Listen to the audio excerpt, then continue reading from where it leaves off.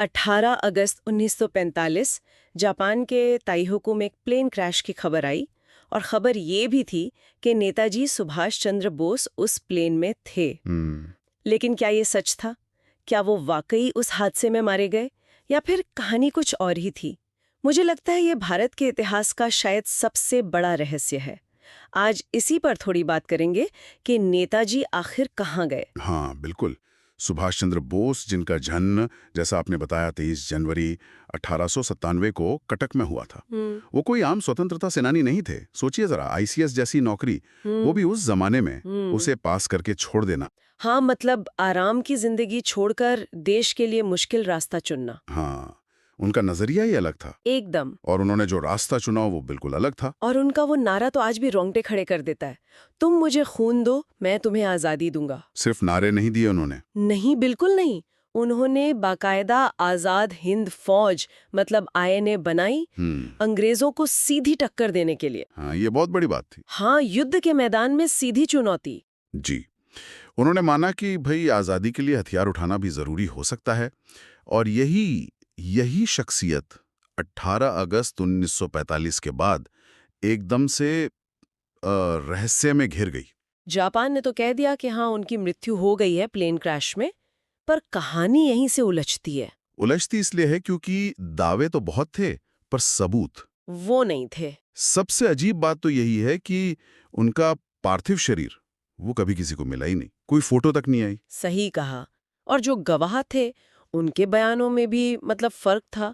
कुछ जापानी अफसरों ने कहा कि हाँ, नेताजी बुरी तरह जल गए थे, अस्पताल में मौत हुई। लेकिन फिर कुछ और रिपोर्ट्स भी थी। हाँ, कुछ रिपोर्ट्स ऐसी भी थीं जो इशारा करती थीं कि उन्हें अस्पताल ले तो जाया गया था, पर शायद शायद मौत नहीं हुई थी। क्या वो वहां से कहीं और चले गए या उन्हें कहीं ले जाया गया? ये सवाल फौरन उठने लगे। और फिर तो दावे शुरू हो गए। सालों तक लोग कहते रहे, अरे हमने नेताजी को रूस में देखा, कोई कहता चीन में देखा। बिल्कुल, यहाँ तक कि नेपाल में, भारत में साधु के भेष में बहुत सारी बातें हुई। इन सब बातों के बीच आजाद भारत की सरकार पर भी दबाव तो पड़ा ही होगा कि सच पता लगाओ। हाँ, बिल्कुल। और इसीलिए फिर जांच आयोग बने। अच्छा। पहला महत्वपूर्ण आयोग था शाहनवाज कमेटी 1956 में। इसमें खुद शाहनवाज खान थे, जो नेताजी के काफी करीबी थे। हाँ, मैंने सुना है। फिर 1970 में खुसला कमीशन आया। और मजे की बात यह है कि इन दोनों ही शुरुआती आयोगों ने लगभग एक ही नतीजा निकाला। क्या नतीजा था? कि नेताजी की मौत ताइवान वाले प्लेन क्रैश में ही हुई थी।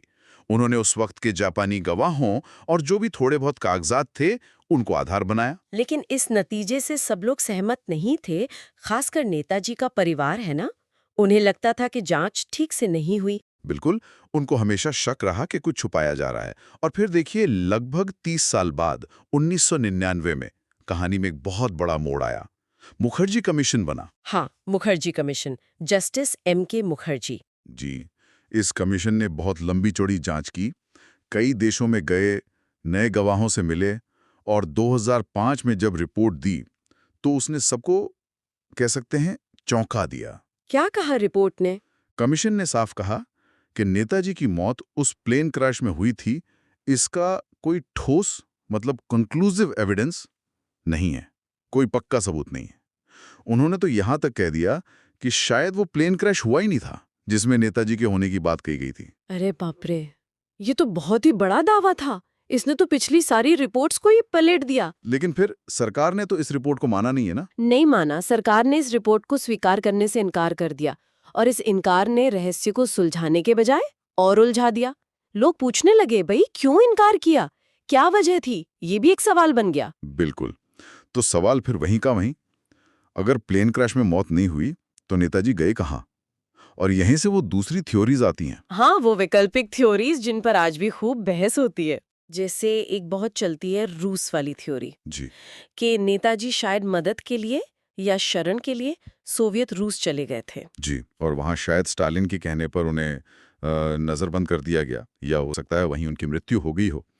उस समय का जो माहौल था वर्ल्ड वॉर के बाद का, उसे देखते हुए कई लोगों को ये मुमकिन लगता है। हम और दूसरी वो फैजाबाद वाले बाबा की कहानी। गुमनामी बाबा। हाँ, वो भी बहुत चर्चित रही। यूपी के फैजाबाद में सालों तक एक साधु रहे, गुमनामी बाबा। बहुत रहस्यमयी थे। जब उनकी मृत्यु हुई तो उनके पास से जो सामान मिला, चिट्ठियां, किताबें, कुछ लोगों ने दावा किया कि उनकी लिखाई नेताजी से मिलती है, कि वो नेताजी ही थे जो भेस बदल कर रह रहे थे। लेकिन ये साबित हो पाया? नहीं, निर्णायक रूप से नहीं। डीएनए टेस्ट वगैरह की बात हुई पर वो हो नहीं पाया या उससे कुछ साबित नहीं हुआ, तो वो भी एक रहस्य ही रह गया। और एक थ्योरी जापान से भी जुड़ी है। हाँ, जापान कवर अप थ्योरी कि शायद जापान ने ही नेताजी की मौत की झूठी खबर फैला दी ताकि उन्हें अंग्रेजों या मित्र देशों के हाथ लगने से बचाया जा सके और फिर उन्हें कहीं और सुरक्षित पहुंचा दिया गया हो। तो मतलब कई सारी थ्योरीज हैं पर पक्का किसी में कुछ नहीं। बिल्कुल, सबके अपने अपने तर्क हैं, पक्ष विपक्ष है, पर वो जिसे कहते हैं ना अकाट्य प्रमाण, वो किसी के पास नहीं है। सरकार ने अब काफी सारी फाइलें भी पब्लिक कर दी हैं नेताजी से जुड़ी भी। हाँ, वो डीक्लासिफाई हुई हैं फाइलें। जी, उनसे कई नई बातें पता चली हैं, पर वो आखिरी टुकड़ा, वो पजल का मिसिंग पीस जो बता सके कि 18 अगस्त 1945 के बाद सच में क्या हुआ, वो अब भी गायब है। तो मतलब इतने साल गुजर गए, जांच पर जांच हुई, फाइलें खुली, लेकिन सवाल आज भी वही है। क्या नेताजी सुभाष चंद्र बोस 1945 में शहीद हो गए थे या फिर वो कहीं और किसी और रूप में देश के लिए काम करते रहे?